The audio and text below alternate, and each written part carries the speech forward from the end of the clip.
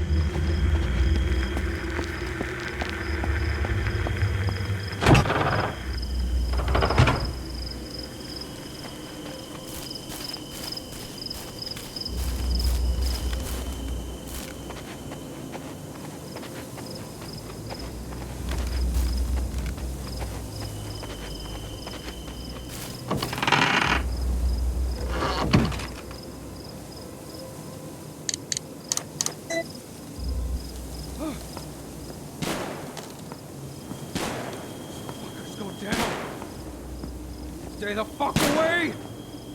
Kill these fuckers! Stop doing shit! Hey, you! Catch! Put it on them and then shoot them! It's the only way!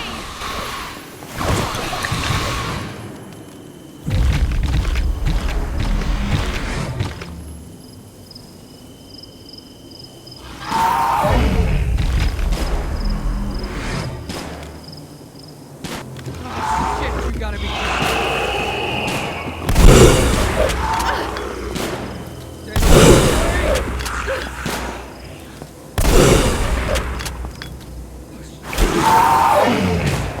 Shit!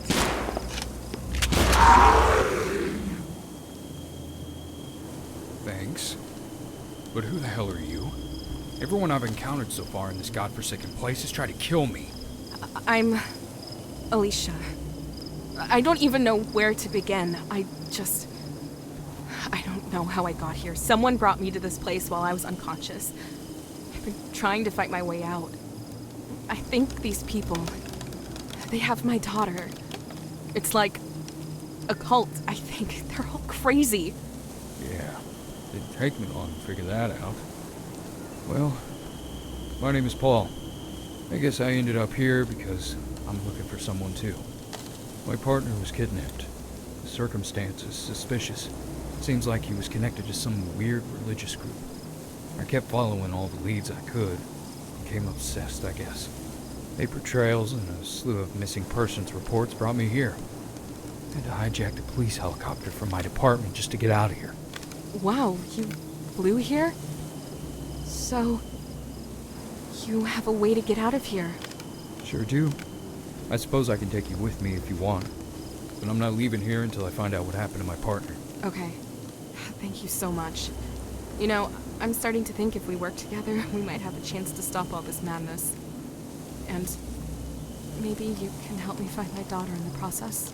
Sure thing. How old is your daughter? Tell me what she looks like? I don't know anymore, honestly. So much has happened. Hey, that's alright. We'll find her. I promise you. Here, take it. You saved my ass back there, and you look like you could use some firepower. Thanks. I wish I would have run into you earlier. You're a good shot. Well, I'm a good shot if I'm not placed up against those things. Glad I spent all that time on the department range. It comes in handy. You seem to be a quick learner yourself. Especially if you've stayed alive by yourself this whole time. That is impressive. Try and stay alive for me, would you, Alicia? I'll be seeing you.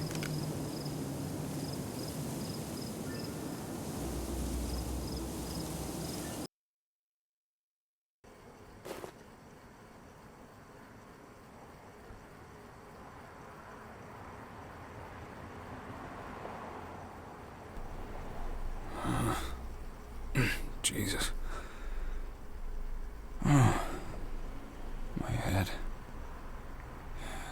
a little hair on the dog can't fix.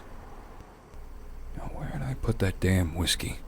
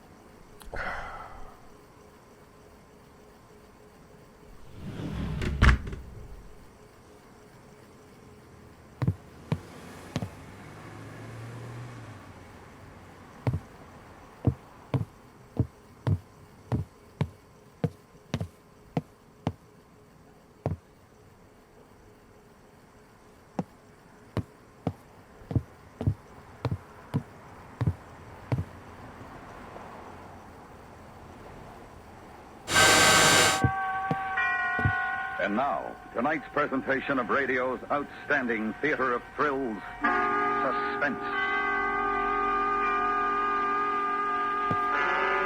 Tonight, the story of several hours spent by two people in a deserted bus shelter, and the slow realization by one that the other is quite mad. So now, with Joyce McCluskey as the woman and Vic Perrin as the man, here is tonight's suspense play, The Shelter. Might as well get these files out and take a look.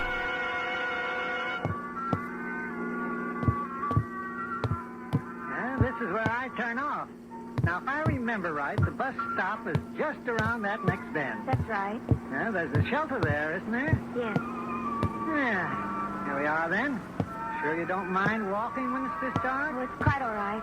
I'm grateful to you for having brought me this far. Oh, it was a pleasure. Well, good night and thank you. Just a minute. An important You never know what these things are going to be. It has just been reported by the authorities at the county mental hospital that one of their patients has escaped. Motorists are warned to be on the lookout for would-be hitchhikers and to report any to the highway patrol. How about that? This person may be dangerous. A description of the escapee will be broadcast as soon as it's available. And now, back to our music brought to you at this hour by... Say, that's bad. Maybe I'd better not leave you here on your I'm own. afraid you'll have to. You're in a hurry, and I do want to catch the midnight bus. You're sure you'll be all right? The bus won't be long. Well, I'll just walk along to the shelter and then stay there, out of sight. Well, now, if you're sure. Thank you once again. Well, it's quite all right. Good night, then. Good night.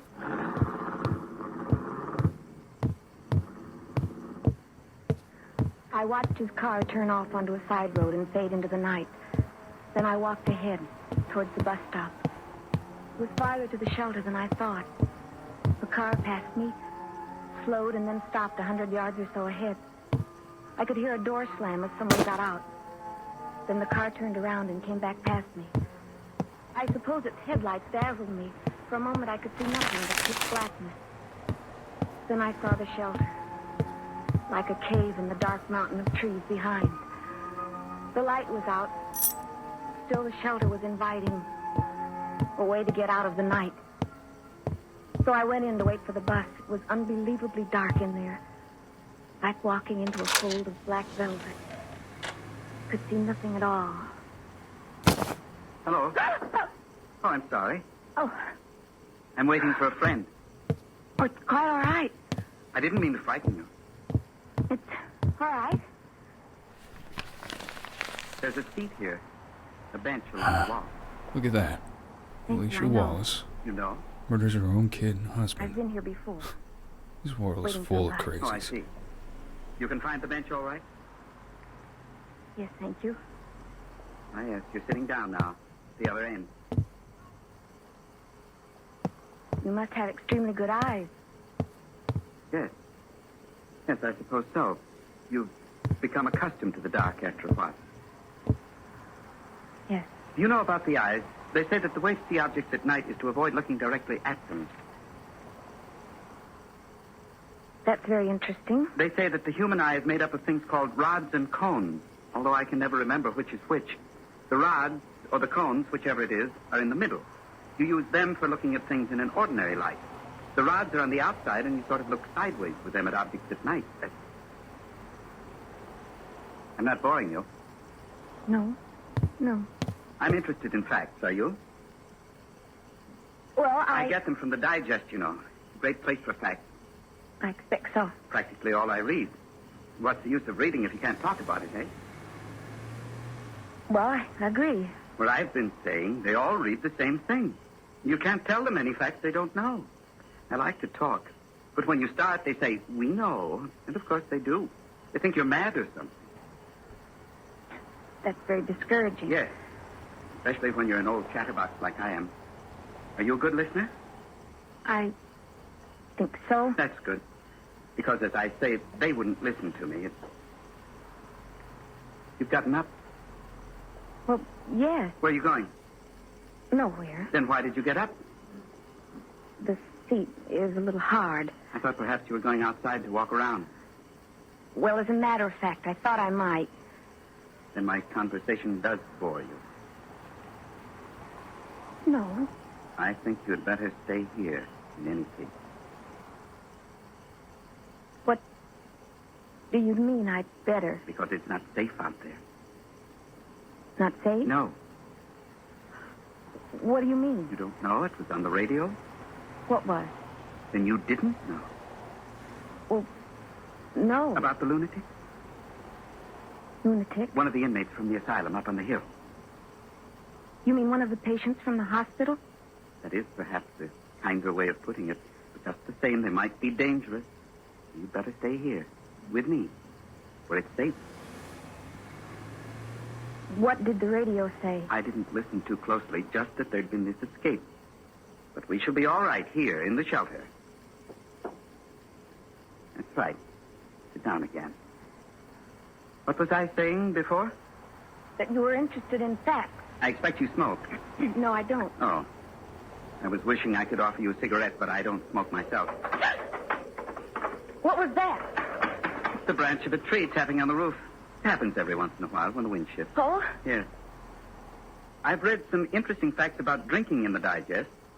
People become addicts, yet the solution is quite simple. They should invent another habit to counter the bad one. That sounds like a good idea. I have all sorts of useful habits which make up for my having no vices. Counting things is one of them. You understand what I mean by counting things? Well, not exactly. You take wood block flooring, for example. How many blocks would you say there were in a floor 40 feet by 15? Never mind working it out. I can give you the answer at once. It's 1,470. Fancy. In the same room, there are 10 iron bedsteads with rails, top and bottom. If there's a knob at the end of each rail, how many knobs altogether? No, don't try to answer. In this room, 3 of the beds have a knob missing. So the answer is 37. That's exact knowledge. Counting things is the only way of coming to exact knowledge, you know. Mathematics will let you down every time. Well, I was never very good at math. Approximation, that's all it is. This fellow Einstein knows that. Yes, I've read all about Einstein and the others in the Digest. They're theorists, of course. Yes? I'm a practical man myself, and I believe in counting things. Did you walk to the door and back again? You couldn't see me? I could hear your voice come and go, and I thought I saw your shadow at the door. I wasn't sure. I knew you couldn't possibly have heard me walking. How? I took my shoes off. They squeak. Oh? Also, it isn't natural for human beings to wear shoes. Perhaps it isn't. When you wear shoes, you bang down on your heel too much all the time. This jars the brain. As a matter of fact, there's a lot to be said for not walking upright at all. Oh, there's that tree branch again. It squeezes your entrails all together. It's better to walk on all fours like animals do, so the internal organs hang freely inside the natural protective cage formed by the ribs. I read an article where it said that most of man's ailments... His voice went on in the darkness. And as it went on somehow, even uneasy as I was, I stopped listening to him. I could hear another voice out of the past. Years ago. It was a loud voice, and I could overhear it from outside the window. It was talking about me. Didn't you notice? You just walked out on me. matter with that child? Surely she's not afraid of me. I don't know. Perhaps she is. But that's ridiculous, Martha. I was just talking. Now, what was there to be afraid of? Well, what were you talking about? I don't know. Nothing much. You know the way you talk to kids. Yes. Well, then, she got up and walked out. She looked scared. Perhaps she's abnormally scared. I've noticed it before. When the Parkinsons were here, she used to go missing for hours at a time. I just couldn't find her. Well, they were strangers to her, but she knows me, for heaven's sakes. I always thought I was her favorite uncle when she was a baby. You remember? She certainly wasn't afraid of me then. I sometimes think her father's death affected her. Oh? Well, this strangeness about her seems to have started shortly after the accident. For goodness sakes, Martha, it's been 2 years. But she's only 12. She'll grow out of this strangeness. Well, I sure hope so. Hey, what are you whispering for? But, Well, yes, and you still are. well, I'll tell you, Bill. I get the feeling when she goes missing the way she does that she hangs around, listening to conversation. I have the feeling she's listening to us now. You do? Yes. Well, where then? Outside the window. I'll take a look. No, Will, don't be a fool. That's the worst thing you could possibly do.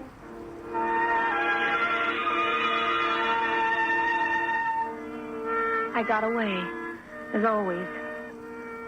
Although Mother always seemed to know when I was around or near.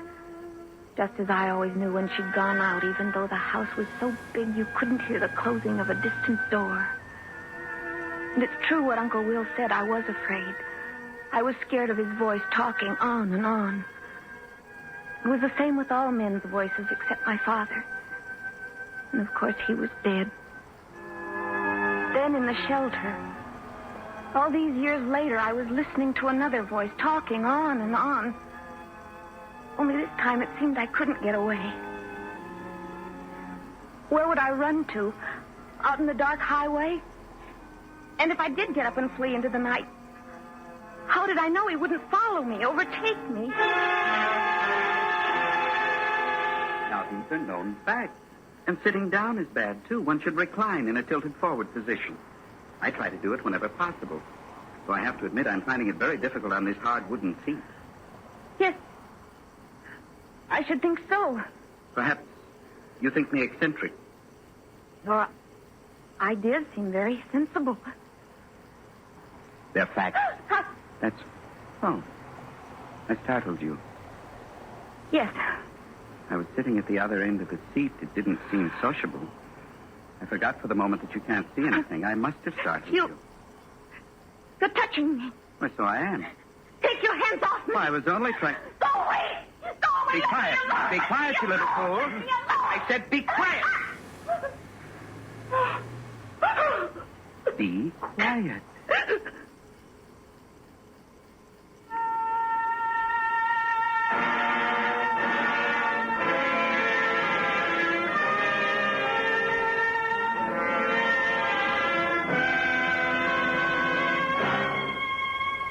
You are listening to The Shelter, tonight's presentation in radio's outstanding theater of thrills, Suspense.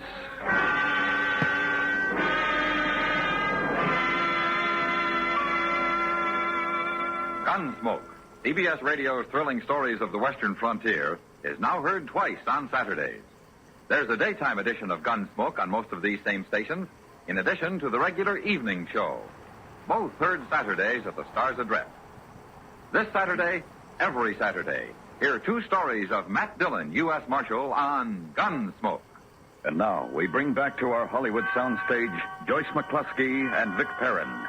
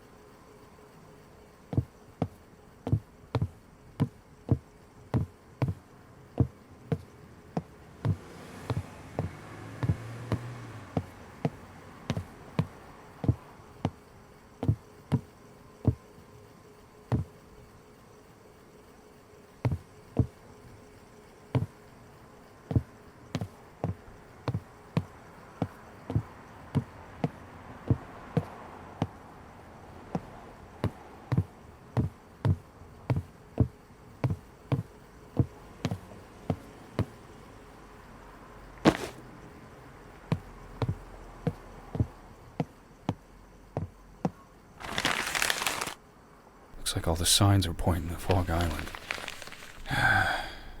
Guess I better go and check it out.